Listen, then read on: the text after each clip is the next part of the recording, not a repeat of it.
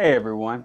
We trust that this foundation we're building in Genesis is helping to give you a deeper understanding of the world God made and how humanity fits into that world. As we move forward, we see conflict soon entering the biblical story. While the characters of Adam and Eve seem far separated from us, we want to continue to identify with them as ideal versions of what God created people to be. This lesson helps us to see how worship has always been central in the life of humanity and will hopefully show us how even today we can worship God as we truly should.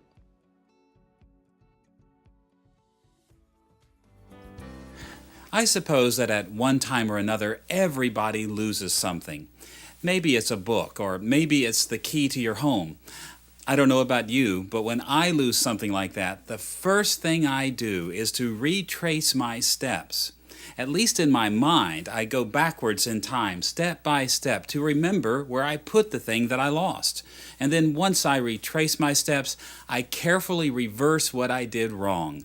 I put the keys on the table where they're supposed to be, and the book goes back on the shelf.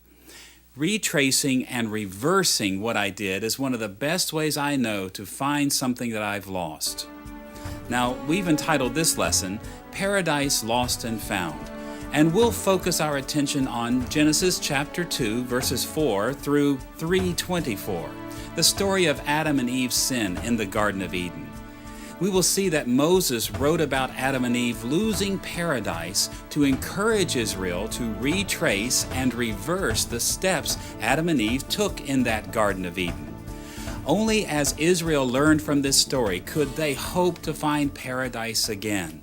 And we're going to see that the encouragement which Moses gave to Israel is also God's message for us today. By going back to the steps of Adam and Eve, Christians today can find paradise too. Our examination of Genesis chapters 2 and 3 will divide into three parts. First, we'll examine the literary structure of this passage. Second, we'll focus on the original meaning of these chapters to discern why Moses wrote them as he did for the children of Israel. And third, we'll draw attention to modern application by asking how the New Testament guides us toward the proper use of this passage in our lives. Let's begin with the literary structure of our passage.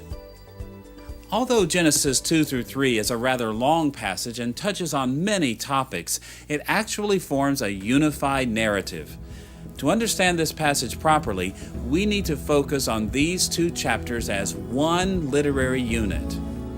Our examination of the literary structure in Genesis 2 and 3 will have two main concerns. First, we'll gain an overview of the major sections of the passage, and second, we'll comment on some of the significant symmetries among these various sections so that we may grasp the heart of what Moses was saying to Israel. Let's begin with an overview of the literary structure of Genesis 2 and 3. Apart from the brief title that appears in the first half of chapter 2, verse 4, these two chapters divide into four major sections. And these four major sections are indicated primarily by changes in topic and characters. We should walk through these four steps and summarize their basic content. The first dramatic step of our story appears in chapter 2, verses 4 through 17, where we read that God put Adam in the Garden of Eden. These verses begin with a panoramic view of the Garden of Eden, and as the passage tells us, the whole garden was Adam's splendid place to dwell and to work. Then the concerns of this section narrow down to the creation of Adam and his commission to work within the garden. Adam was given a great privilege by God's grace. He was to keep the garden on God's behalf. The second step of our narrative consists of chapter 2, verses 18 through 25, which we will designate Humanity's Condition Enhanced. In this material, God added even greater blessings to Adam's life. This section begins by introducing a new problem, which is noted in chapter 2, verse 18. There, God looked at Adam and said these words, "It is not good for the man to be alone. I will make a helper suitable for him." The rest of chapter 2, verses 18 through 25 reports how God dealt with this problem. Adam searched for a partner among the animals, but in the end, God formed a woman and brought her to Adam. In this way, God greatly enhanced the wonderful creation that He had made already for Adam and Eve. The third step of our narrative is chapter 3, verses 1 through 21, which we will call Humanity's Condition Cursed. This material begins in chapter 3, verse 1, with the introduction of a new topic and character, the tempting serpent. From this point forward, chapter 3, verses 1 through 21 deals with the serpent's temptation and the results of his temptation. Eve falls prey to the serpent's temptation so that she and Adam eat from the forbidden fruit and fall under divine curses. The fourth element in the overarching structure of this passage is chapter 3, verses 22 through 24, which we have entitled Humanity Out of the Garden. This section is marked by another significant shift in topic. We find God speaking about the problem of the tree of life. In chapter 3, verse 22, we read these words, "The man must not be allowed to reach out his hand and take also from the tree of life and eat and live forever." To deal with the potential problem of Adam eating from this tree, God drove Adam from the garden and placed cherubim and a flaming sword to guard the entrance to Eden. From that point on, human beings would no longer have access to the Garden of Eden apart from a direct intervention by God. With the four major divisions of this passage in mind, we may now look more closely at Genesis chapter 2 through 3 to see the dramatic symmetry that this passage displays. By juxtaposing different elements in these sections, Moses revealed the central concerns of his narrative. To explore the symmetries of this narrative, we'll look first at the balance which exists between the beginning and ending of our narrative, and then we'll take a look at the symmetry between the two middle portions of the story. Let's look first at the beginning and ending of this passage. As we will see, Genesis chapter 2 verses 4 through 17 and 3, 22 through 24 stand in sharp contrast with each other in at least three important ways. The first contrast is in location. The account begins in chapter 2, verse 7, with God placing Adam within the paradise garden. Adam lived and worked in a place full of divine blessings. Wonderful vegetation, life-giving water, precious metals and stones surrounded him on every side. But by contrast, the narrative ends in chapter 3, verse 24, with God expelling Adam and Eve from the garden. This geographical contrast makes it clear that the most desirable place for human beings to be on earth was in the Garden of Eden.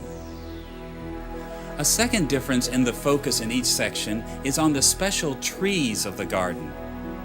Although chapter 2 verses 4 through 17 mentions two trees, the tree of life and the tree of the knowledge of good and evil, by the time we come to chapter 2, verse 17, attention moves just to the one tree, the tree of knowledge.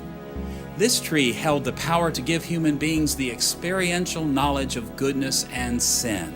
It could open their eyes to see things that they had not seen before. By contrast, at the end of the narrative, in chapter 3, verses 22 through 24, God was no longer concerned with the tree of the knowledge of good and evil, but exclusively with the tree of life. This tree had the power to give human beings eternal life, but God banished Adam and denied access to this tree. This contrast made it clear that free access which humanity once had to the garden and all of the blessings that were there had been lost until God decreed otherwise. A third difference between the beginning and ending of our narrative is in humanity's commission. In chapter 2, verse 15, the first step reports that God commissioned Adam to blessed work in the garden with no pain and no difficulty. In chapter 3, verse 23, however, God banished Adam and Eve from the garden and condemned them to difficult toil outside of the garden.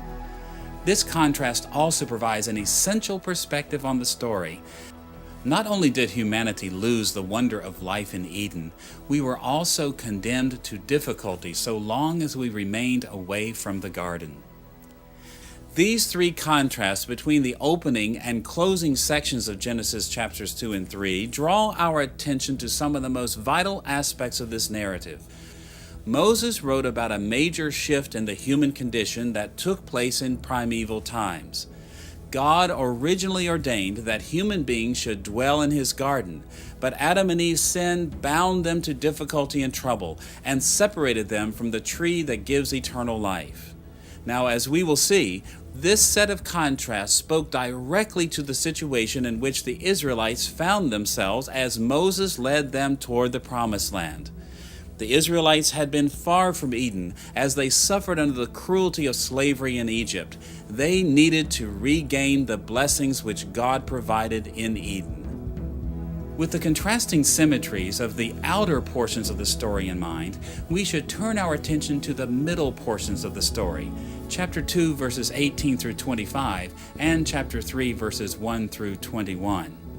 These two inner steps fill in the gap between the beginning and the ending, and they form their own set of contrasting symmetries in at least three ways.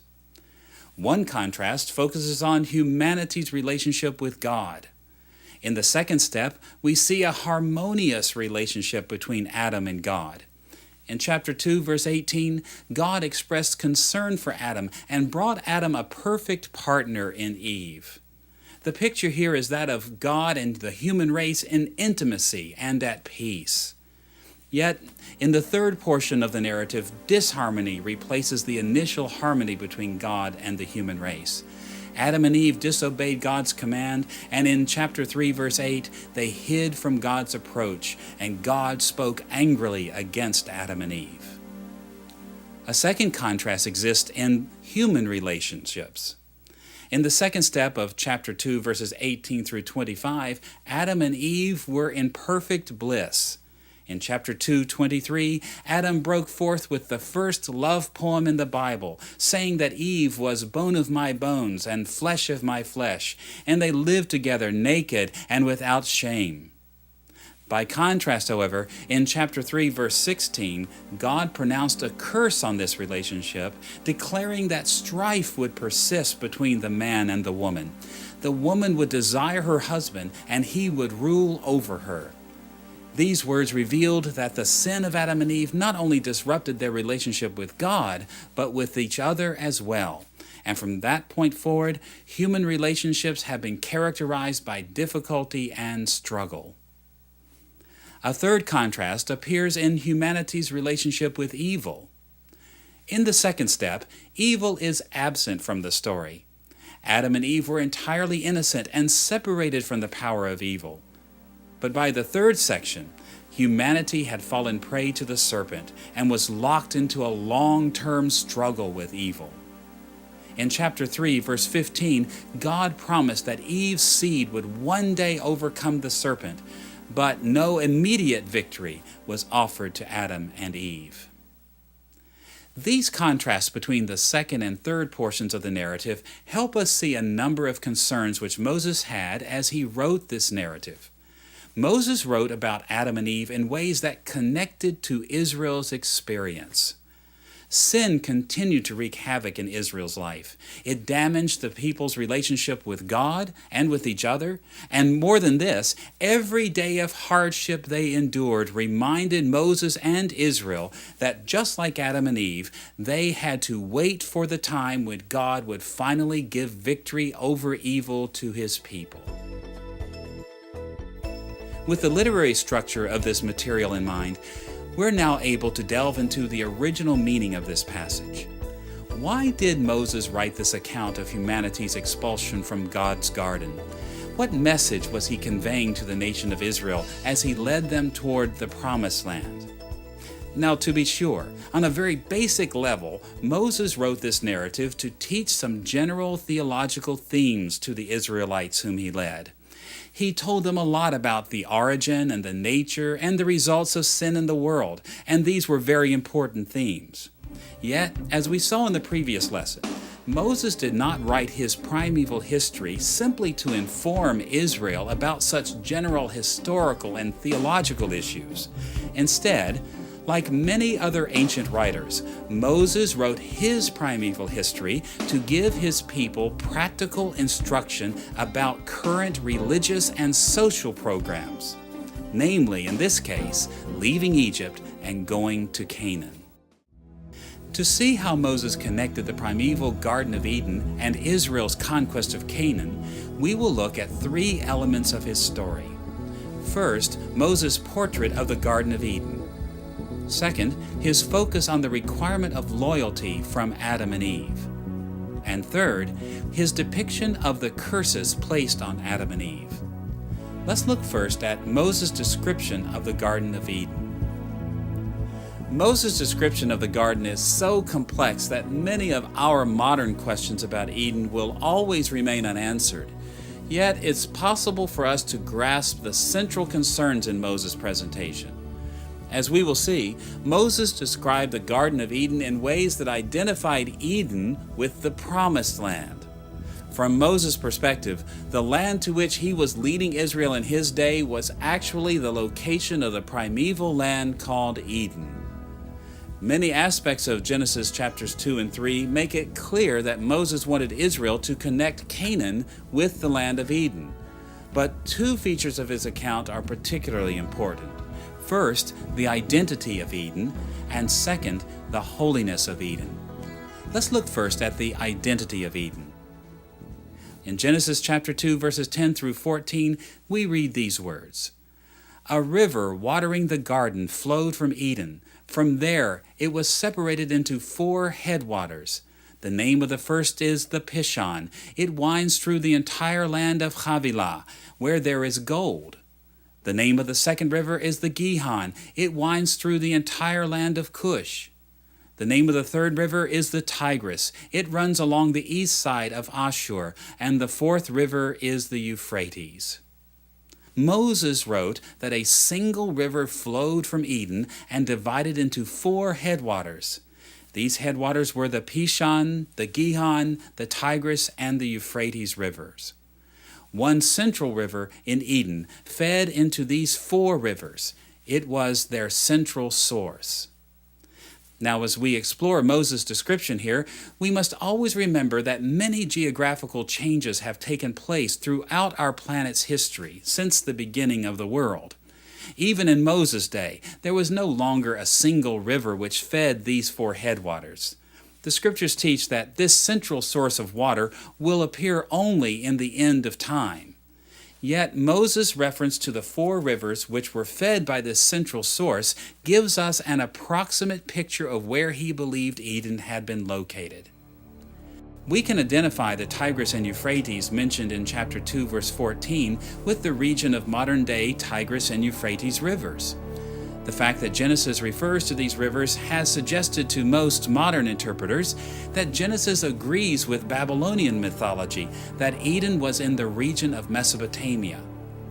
In the Babylonian language, Eden means a plain or an open flatland, a term well suited for the lower Tigris-Euphrates region. In Hebrew, however, Eden does not mean a plain, it means a pleasant or delightful place. So Moses was not using the Babylonian word at all. He used a Hebrew word that sounded like the Babylonian word for Eden, but his concept of this place was not the same. In fact, the account of Genesis explicitly states that Eden was not limited to Mesopotamia. As we saw in Genesis chapter 2, verse 10, the Tigris and Euphrates flowed from a greater river which was located in Eden. We read in verse 10, a river watering the garden flowed from Eden. From there it was separated into 4 headwaters. This passage teaches that the river of Eden fed the Tigris and Euphrates, not that Eden was limited to the Tigris-Euphrates region. Moses mentioned the Tigris and Euphrates to provide a general orientation toward the easternmost extent of Eden. These great rivers in the east mark the eastern boundary of the region of Eden. This outlook is confirmed by the location of the other rivers mentioned in Genesis chapter 2. In chapter 2, verses 11 and 13, Moses mentioned another pair of rivers. He wrote that the river of Eden fed the Pishon, which winds through the Havilah, and it also fed the Gihon, which winds through the entire land of Cush. In the Old Testament, the lands of Havilah and Cush are often associated with the region of Egypt. We cannot be sure precisely how Moses understood these rivers in relation to the great river Nile, but it is safe to say that he pointed to the region of northern Egypt as the western border of Eden. So we can see, in Moses' outlook, Eden was no small place. It was a large area extending from the Tigris-Euphrates to the border of Egypt, nearly all of the region that we now call the Fertile Crescent. Within this pleasant place was a special garden, the Garden of Eden, the centerpiece of this large territory called Eden. At first, Moses' identification of Eden with the Fertile Crescent may not seem very important, but in reality it is critical to understanding the significance of Eden for Israel as Moses wrote the book of Genesis. Elsewhere in the book of Genesis, Moses referred back to Genesis chapter 2 to teach Israel that the land of Eden, the Fertile Crescent, was the land God promised to Israel, the land to which He was taking them. This perspective became especially clear when God spoke to Abraham in Genesis chapter 15 and verse 18. Listen to the way God described the borders of the promised land in this passage. On that day the Lord made a covenant with Abram and said, "To your descendants I give this land, from the river of Egypt to the great river, the Euphrates." We see here, on the one hand, that God promised Abraham that his land would extend to the Tigris-Euphrates region, and it would also reach to the river of Egypt. Many interpreters have suggested that the river of Egypt may not refer to the Nile itself, but to a smaller river in the Sinai border region of Egypt. In all events, it is evident that this verse alludes to the geographical boundaries of Eden as they appear in Genesis chapter 2. This allusion to Genesis 2 makes it clear that Moses believed God had promised Abraham and his descendants the land that was once known as the land of Eden. From Moses' point of view, as Israel moved toward Canaan, they actually moved toward the location of the primeval land of Eden. In order to highlight the importance of Israel going to Eden, Moses stressed the holy character of that place. He pointed to the holiness of Eden to teach Israel that the promised land to which he was leading them was the place where they could receive the blessing of entering into the special presence of God. The primary way in which Moses conveyed the holiness of Eden was to describe it in terms that he also used to describe the tabernacle. Although God is omnipresent and lives in every place in a general sense, Moses built a tabernacle where God came in a special way to meet with his people. And at this tabernacle, God would display his presence, give his law, receive the worship of his people, and bless them with his favor. So when Moses depicted the Garden of Eden in terms which he also used to describe the tabernacle, he revealed that Eden, and thus Canaan, was the place of God's special presence on earth. There, Israel could receive the great blessings of God. At least 7 aspects of Eden indicate that it was a holy place of God's special presence, much like the tabernacle. First, in chapter 3, verse 8, Moses used a special expression when he said that God was walking in the garden. The Hebrew expression translated walking is mithalech. This terminology is significant because it's one of the special ways in which Moses described God's presence at the tabernacle in Leviticus chapter 26, verse 12, and other passages. Second, in chapter 2, verse 9, we read about the tree of life as a central feature in the Garden of Eden.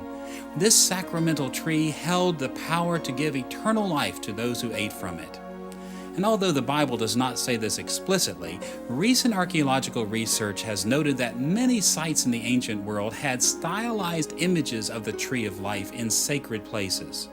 This evidence strongly suggests that the menorah, the seven-pronged lampstand of Moses' tabernacle, was most likely a stylized representation of the tree of life. In this way, the Garden of Eden is shown to be the original holy place on earth. A third way in which Moses noted the holiness of Eden was his focus on gold and onyx in the region. In chapter 2, verse 12, we learn that gold and onyx were bountiful in the region of Eden. As we might expect, Exodus chapters 25 through 40 mention gold and onyx as important parts of the tabernacle construction. A fourth connection between the Garden of Eden and the tabernacle is the presence of cherubim, or angels. According to chapter 3, verse 24, God placed cherubim in the Garden of Eden to guard against access to the tree of life. In a similar way, cherubim appear throughout the decorations of the tabernacle in passages such as Exodus 25, verse 18, and chapter 37, verse 9. These cherubim reminded Israel not only of the angels in heaven, but also of the angels guarding the holy place in Eden. Fifth, we read in chapter 3, verse 24, that the entrance of Eden was in the east, that is, on the eastern side. This fact may seem insignificant until we realize that according to Exodus 27, verse 13, and a number of other passages, the main entrance for the tabernacle was also on the eastern side. This was the case with most temples in the ancient Near East. Once again, Eden is shown to be a holy dwelling of God. Sixth, Moses spoke of Adam's service in Eden with language that he used elsewhere for Levitical service in the tabernacle. In chapter 2, verse 15, Moses described Adam's responsibility in the garden in this way: God put him in the Garden of Eden to work it and take care of it. These terms also appear together in Numbers chapter 3, verses 7 and 8, and 8:26. There, Moses described the work of the Levites in the tabernacle using the same expressions. Adam and Eve served as priests in the Garden of Eden. Seventh, it's significant that the formation of the Garden of Eden took place after the 6 days of creation. As we saw in the preceding lesson, the 6 days of creation climaxed in God's Sabbath observance in Genesis chapter 2, verses 1 through 3. Interestingly enough, according to Exodus 24:16 and following, Moses spent 6 days on the mountain with God, and God gave him the instructions to build the tabernacle on the 7th day. These 7 features of Eden show that Moses considered the Garden of Eden to be a holy place, much like the tabernacle. It was the location of God's special presence in the world, and to be near that place was to be near the blessings of God. As we've already seen, Moses believed that Canaan was the location of Eden. As a result, in focusing on the holy character of Eden, Moses was also drawing attention to the holy character of Canaan. To be near Canaan was to be near the place God ordained from the beginning as his holy dwelling. One of the best passages for seeing Moses teaching about this future holy place is Deuteronomy chapter 12, verses 10 through 11. There he wrote these words: "You will cross the Jordan and settle in the land the Lord your God is giving you as an inheritance, and he will give you rest from all your enemies around you, so that you will live in safety. Then to the place the Lord your God will choose as a dwelling for his name, there you are to bring everything I command you, your burnt offerings and sacrifices, your tithes and special gifts, and all the choice possessions you have vowed to the Lord." This passage reveals one of the central features of Moses' vision of the land of Canaan. He emphasized that one day Canaan would be the location of the permanent dwelling for the presence of God, the temple for Yahweh. To be sure, the land of Canaan in Moses' day was a mere shadow of what Eden had originally been.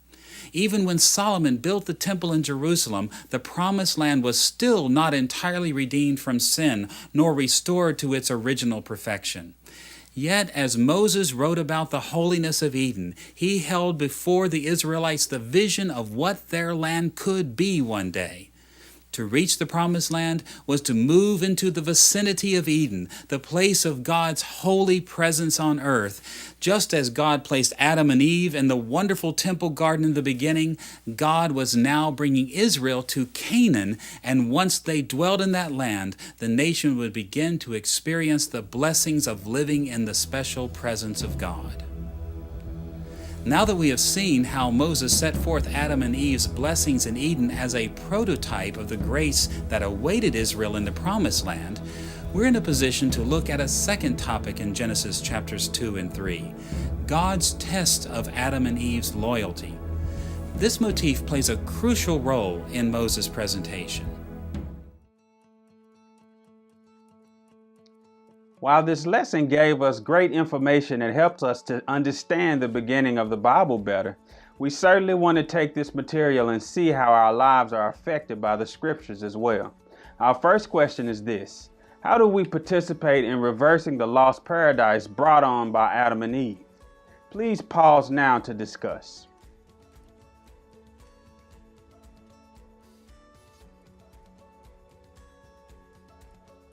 Our second question is this: what does it look like to worship God?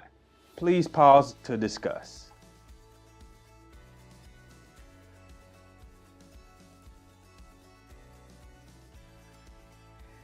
Hopefully this lesson gives you a good framework for understanding our calling to worship God, and we pray that your continued study serves to help you in your worship.